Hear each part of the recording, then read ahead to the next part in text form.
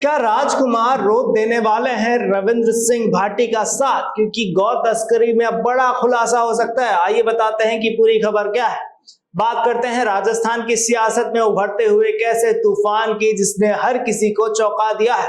रविंद्र सिंह भाटी एक नाम जो अब हर गली नुक्कड़ पर गूंज रहा है, लेकिन सवाल यह है कि क्या यह नाम अब सियासी चमक के लिए जाना जाएगा या फिर एक विवादास्पद गौ तस्करी मामले में उलझकर रह जाएगा।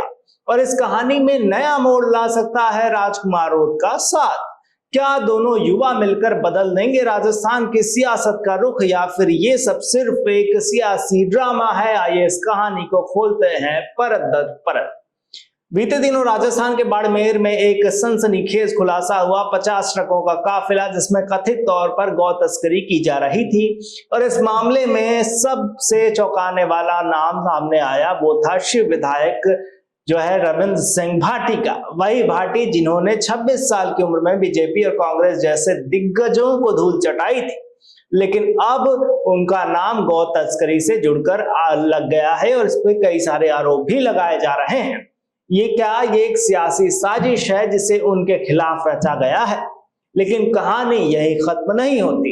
इस सियासी ड्रामे में एक नया किरदार उभर रहा है जिसका नाम है राजकुमार रोत। युवा और तेज तर्रार नेता राजकुमार रोत, जिन्होंने इस मामले में सवाल उठाए, लेकिन अब चर्चा है कि क्या राजकुमार रोत, जो खुद एक बेबाक नेता है, वो रविंद्र सिंह भाटी का साथ दे सकते हैं। क्या ये दोनों युवा नेता मिलकर इस विवाद को एक नया रंग देंगे, क्योंकि इतिहास गवाह है जब जब भाटी और रोत एक साथ आए हैं उन्होंने सियासत में भूचाल ला दिया है। लेकिन इसमें सवाल ये भी है कि क्या राजकुमार रोत इस मामले में भाटी के पक्ष में खड़े होंगे।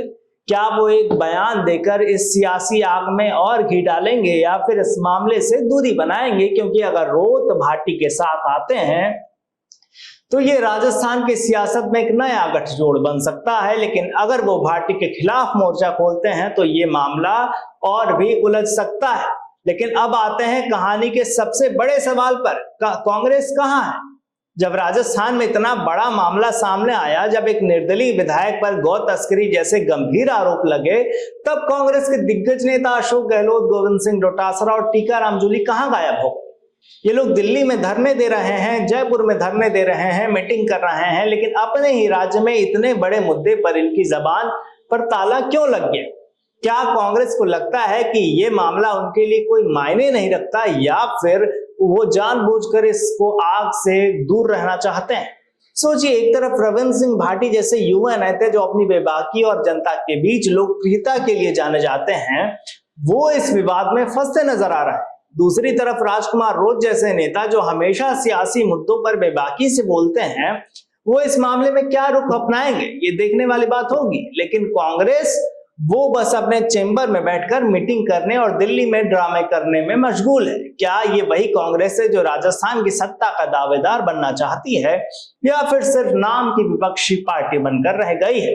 खैर, इस मुद्दे पर आपकी क्या राय है, हमें कमेंट में बताइएगा। तब तक देखते रहिए राजस्थान वन।